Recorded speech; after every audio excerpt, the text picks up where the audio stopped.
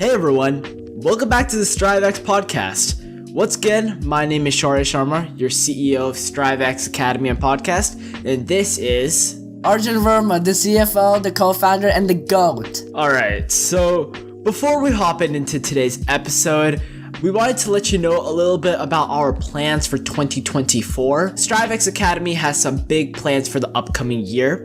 So as of now, we really want to have at least one podcast episode be uploaded every other week. It should be bi-weekly, as well as many guides we could hit this year. This year, we're hoping to at least get 100 guides. Not sure if the goal will be met, but that is our 2024 resolution. We also have some upcoming exciting plans for in-person workshops that'll be happening in local and international cities. So we'll be disclosing those in the coming and foreseeable future. But for now, we just want to give you guys a brief insight of what we're doing here at StriveX Academy. We understand that last year was a little slower just because it was our first year. We really wanted to hit the grounds running really properly and fundamentally with everything we were doing, especially with our podcast. We launched it last year and it's only upwards from here. We're really thankful for you guys joining us on this journey. And without you guys, we wouldn't even be here today. So we truly appreciate it from the bottom of our hearts. Now, let's kind of go into our podcast episode for today. So today is the 10th episode and we're going to be talking about Juicero. Now, Juicero is not quite the scam and the censure that we talked about in Theranos, but it holds a pretty big magnitude. And I'll have Arjun take it away with the history. So, for the history. Juicero was a Silicon Valley startup that was founded in 2013 by Doug Evans. The company gained considerable attention for its high-tech juicer and its promise to revolutionize the way people consumed fresh juice. So, for the founding. Doug Evans, an entrepreneur with a background in the natural food industry, founded Juicero in 2013 and also served as the CEO until October 2016, until former Coca-Cola president Jeff Dunn took the position. Doug's vision was to create a juicer that would make it convenient for people to enjoy freshly squeezed juice at home using pre-packaged produce. Juicero developed a sleek, Wi-Fi enabled countertop juicing machine. The key innovation of the Juicero machine was that it could only operate with proprietary juice packs known as Juicero packs, which contained pre-cut and pre-washed fruits and vegetables. The company attracted significant venture capital investment and funding, raising $120 million from investors like Kleiner Perkins, Google Ventures, and others. This funding allowed Juicero to develop and market its product. Juicero officially launched its product to the public in 2016. The machine was initially available in select markets, primarily in California, and was sold at a very high price point of $699, later slashed to $399, which included the cost of the machine itself, and there was also a subscription for a regular delivery of Juicero packs every week. Juicero received lots of media attention and was praised for its innovative approach to juicing and its focus on using fresh organic ingredients. The company marketed itself as a way to make juicing convenient and accessible to a broader audience. It wasn't until one day in 2017 that the entire company would come crashing down and their fraudulent business model becoming exposed. On April 19th, 2017, Bloomberg posted a single 1-minute video detailing how you didn't even need to buy the Juicero machine and it was much easier and faster to dispense the juice by using just your hands. The company defended its product after this wave of criticism, saying that squeezing with your hands created undue mess and a poor user experience. They would later offer full refunds to anyone dissatisfied by their press device. The criticisms got so bad, in fact, that in September 2017, just over a year after its launch, Juicero faced financial difficulties and announced it was discontinuing its operations. The high cost of production, limited market appeal, and controversy surrounding the product all contributed to its downfall. So the closure of Juicero marked the end of its attempt to disrupt the juicing industry with the high-tech subscription-based model, which was becoming very popular at the time, with a lot of services like HelloFresh announcing their subscription model, delivering fresh produce to your front door. Despite its initial hype and funding, the company ultimately faced challenges and was unable to sustain its business, primarily due to the fraud that they marketed themselves as. So based on this, what were the pros of the Juicero that made it so popular to begin with? Why did it raise all this funding? And why did the Juicero even go into production? Let's take it to Shaurya to discuss why, in some perspective, the Juicero may have been very optimal for consumers. Alright, so while Juicero ultimately faced challenges and ceased operations in 2017, it did have some perceived advantages at the time. I mean, think about it. If it managed to receive $120 million of funding to fund this type of project, it must have been some type of technology. So let's try to jump into what were the designated pros. So one, for sure, it's convenience. Juicero's machines made juicing a hassle-free experience. Users didn't need to wash, peel, or chop fruits and vegetables. They simply inserted a pre-packaged juice pouch into the machine and pressed a button. How easy is that? Now, two is the quality. Juicero claimed that its cold-pressed juicing method produced in higher quality juice. Cold-pressed juicing uses hydraulic pressure to extract juice, minimizing the heat and oxidation, which could degrade nutrients and enzymes. The result was fresher tasting and potentially more nutritious juice. I mean, who wouldn't want that? Now, customization also plays a huge factor. Juicero offered a variety of juice pouches with different ingredients and flavor combinations. Customers could select pouches tailored to their preferences, dietary restrictions, or health goals, allowing for a personalized juicing experience. They not only don't have to put in as much effort to produce this juice, but they also are in control of their diet and what they're putting in their body. It's pretty solid. Now, 4 is not as much of a pro, but it is the subscription service. Juicero's subscription model made it very easy for customers to receive regular deliveries of juice pouches, ensuring a constant supply of fresh juice. Subscribers could also customize their delivery schedule to match their consumption patterns, so they were for sure guaranteed juice at all times because of their own power and control over this service. But it has to be understood that this subscription service is what caused the biggest downfall, and I'll really go over that in my thoughts as well. Now, transparency and traceability. Each juice pouch has a QR code for the customer that can scan using the Juicero app. This provided detailed information about the ingredients, sourcing, and nutritional content of the juice. It is indicated the date the juice was made, offering transparency and accountability in terms of freshness. Now, there's minimal cleanup. Traditional juicers often involve several components that need cleaning after each use. In contrast, Juicero's machine required minimal cleanup because it primarily involved inserting and removing juice pouches. This simplicity appealed to those looking to avoid the time-consuming cleanup associated with other juicing methods. And their sleek design. Juicero's machine had a modern and aesthetically pleasing design, making it a desirable kitchen appliance for individuals who valued both functionality and style. Its compact size also made it easy to fit into various kitchen spaces. Whether you have a very big house, small house, big kitchen, little kitchen, it doesn't matter. Juicero was meeting the needs for all. There were certain pros involved in Juicero, I just went over those, but those pros certainly do not outweigh the cons.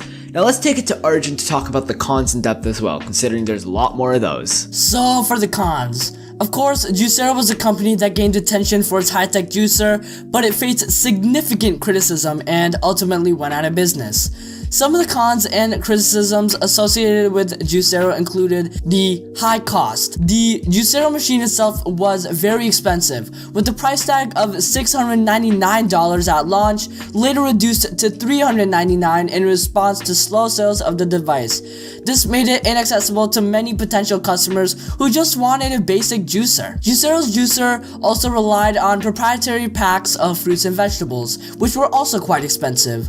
Customers had to subscribe to these packs to use the machine, leading to ongoing costs for the consumers as well. The limited selection. Juicero's range of juice packs was limited, and users couldn't simply use their own fruits and vegetables. This limited variety and flexibility in the types of juices that could be made. Inefficiency. Some users and critics argued that the Juicero machine was unnecessarily complex, and that it didn't actually provide significant advantages over traditional methods of juicing. Manual squeezing or using a regular juicer was seen as much more cost-effective and efficient. The Juicero machine also required an internet connection to function properly. This dependence on connectivity led to concerns about the long-term usability of the product, especially if the company were to go out of business or discontinue support. The exclusivity. The QR code on each package used to verify the authenticity of the juice packs was also faced with lots of criticism. Essentially, the QR code would verify that the package was a Juicero branded juice pack and allow the machine to accept said pack if it was. This meant that other companies who wanted to make their own juice packs for the Juicero were unable to, limiting the selection even more. Juicero came out detailing that this was a safety feature and designed to stop dispensing juice packs past their expiration date to facilitate food safety recalls, but no one was buying it, considering the expiration date was already on the juice pack itself. Environmental concerns. The single-use Juicero packs created a lot of waste as they were not recyclable and contributed to the environmental concerns associated with disposable plastics. Limited market appeal. The high cost, limited selection, and complexity of the Juicero machine meant that it had a limited market appeal and it struggled to gain a wide consumer base. And a overhyped product. Juicero received a lot of media attention and was often criticized for being overhyped and not delivering on its promises of revolutionizing juicing. And ultimately, Juicero faced financial difficulties and had to shut down its operations, leaving customers with a product that was no longer supported and a broken juicer. So, based on the pros and cons, what are our thoughts of this product? You may guess, but let's take it to Shaurya to discuss his thoughts first. So let's talk about my thoughts. In short, the only true way to describe the type of innovation is one word: a scam. The sheer idiocy Doug Evans had to genuinely believe this was a good idea is off the charts. It's pretty clear that this was a fraudulent innovation as well, but his sole goal was to profit off the gullible and make millions if not billions for himself. And I mean, it worked. Silicon Valley alone invested nearly $120 million, money that could have gone towards cancer research or saving millions of people around the world. Truthfully, I haven't seen this big of a scam since Theranos, personally, or the initial startup Breathometer, which checked alcohol levels and indicated whether or not an individual was safe to drive. In particular to Breathometer scammed most of the sharks at Shark Tank to contribute $1 million, all just to tank it. Let's just think about how this works. A machine just squeezes a bag that a person could do by themselves. It's not even much more effort and immensely time consuming. You quite literally could easily do it with your hands, and in fact may even save you more time depending on the pressure one applies to the bags. All I'm saying is that this type of technology should have never really been released to the public.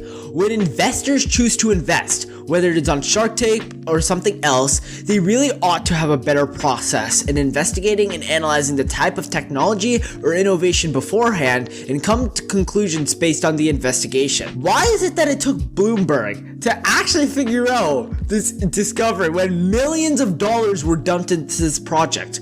Doing a thorough scanning beforehand and understanding the niches of this innovation would make it much harder for scams like these to even be released to the public. And I'll get into this much more in depth when I talk about the feature and the lessons that should be learned. But just generally speaking, it is just ridiculous how the scam played out. Now let's take it to Arjun to talk about his thoughts. So for my thoughts, like Shaurya said, this product was an absolute game changer for Silicon Valley, in the worst way possible. For starters, this concept of dispensing fresh juice is not much different from the juice you can make at home. There are not a lot of extreme nutritional benefits from this Juicero machine to compensate for the high price of $399 and a $5 to $7 juice pack subscription. Remember, you are paying for juice packs per week on top of the already hefty $399 price. Also, the point of a juicer is to turn your raw fruits and vegetables and extract the pulse to turn it into a juice. The thing with Juicero is, it was already juice inside the package. The machine was just a gimmick to trick you into thinking that something was actually happening to turn these packets into juice. They advertised it as using 4 tons of force to dispense the juice, along with making the dispensing process so slow to make you think that something was actually happening within the machine. All in all, the Juicero was a hilariously bad product and was providing solutions to non-problems, as who actually thinks it's a grueling process to cut, wash, and prep fruits and veggies for a juicer? The fact that this product raised over $100 million in investments, got approved, and even went to the production stage just goes to show how detached Silicon Valley is from reality and what consumers really want and need. The fact that a single 1-minute Bloomberg video caused the catastrophic downfall of this company is crazy, considering they were just independent journalists who took down a company backed by the former president of Coca-Cola and hundreds of investors. Lastly, the fact that this machine needed a Wi-Fi connection to use a juicer is absolutely crazy and could have led to a dystopian society. Imagine if the most basic household appliances needed a Wi-Fi connection to work, and without that, the product would be deemed virtually useless. There are definitely lessons to be had here, and Silicon Valley has definitely learned a thing or two since, I hope. I will take it to Shaurya to discuss the takeaways of this Juicero machine, as well as what the future holds. So, Juicero incident provides several valuable lessons for businesses, entrepreneurs, and even consumers. And here are some key takeaways to this. So, value, proposition, and practicality. Understanding the core values of one's product or service that brings to consumers. Juicero's high-priced juicing machine faced criticism because it didn't offer significant advantages over manually squeezing in the packs by hand, ensuring your product provides clear, practical benefits that justifies its cost. Now, 2 is market research and validation. Thoroughly research and validate your product concept before launch. Juicero faced backlash because it seemingly overlooked the fact that consumers might not see the added value in an expensive machine for a process that could have been done manually. I mean, what unique aspect was it doing? Genuinely, what was something unique Juicero was doing? Absolutely nothing. Prioritize understanding your target market's needs and preferences is crucial. Now, you should avoid over-engineering. Sometimes simplicity is key. Juicero's intricate machine design and reliance on proprietary packs complicated its product offering. Over-engineering a product can lead to higher costs, which may not align with the perceived value from the consumer's perspective. Now, transparency and communication is always vital, especially in business, but maybe it would have cured what happened in this scenario. Maintaining transparency with your customers is always important. Juicero faced criticism for not being transparent about the simplicity of squeezing the packs by hand. Clear communication and honesty about product capabilities are crucial for building trust. It wouldn't have wasted $120 million had it communicated beforehand. Now, adaptability and listening to feedback. Businesses must be adaptable and responsive to consumer feedback. Juicero's inability to adjust its pricing strategy and address consumer concerns promptly affected its market success. Listening to customer feedback and adapting accordingly is a key to long-term success. Now, rethinking innovation and disruption. Innovation should address a genuine need and bring meaningful improvements. While Juicero aimed to disrupt the juicing industry, the disruption wasn't significant enough to warrant the pricing complexity associated with its product. Now, building sustainable business models. Sustainable business models consider factors like an environmental impact, pricing, and long-term viability. Juicero faced environmental criticism due to its single-use packs. Ensuring sustainability in product design and considering environmental impact is increasingly important to consumers. Learn from failures. Failure can provide invaluable lessons. It's just a basic fact. Juicero's story is a reminder that even with significant investments and hype, a business can fail if it overlooks critical aspects such as market fit, pricing strategy, and customer needs. Learning from such failures is crucial for future success. In summary, The Juicero incident highlights the importance of aligning a product value with costs, conducting thorough market research, maintaining transparency, adapting to feedback, and ensuring sustainability in business practices.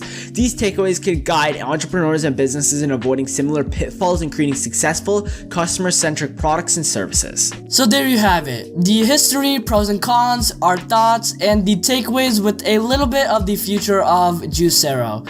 There are a lot of lessons to be learned here, and I hope Silicon Valley actually produces products that are useful for consumers that actually solve problems rather than creating solutions to non-problems. So this has been the StriveX Podcast on Juicero. My name is Arjun Verma, the CFO, the founder of the StriveX Podcast, and co-founder of StriveX Academy. This is the other co-founder of StriveX Academy, Shaurya Sharma.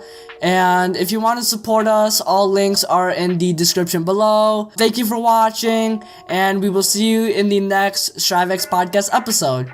Bye! Cheers.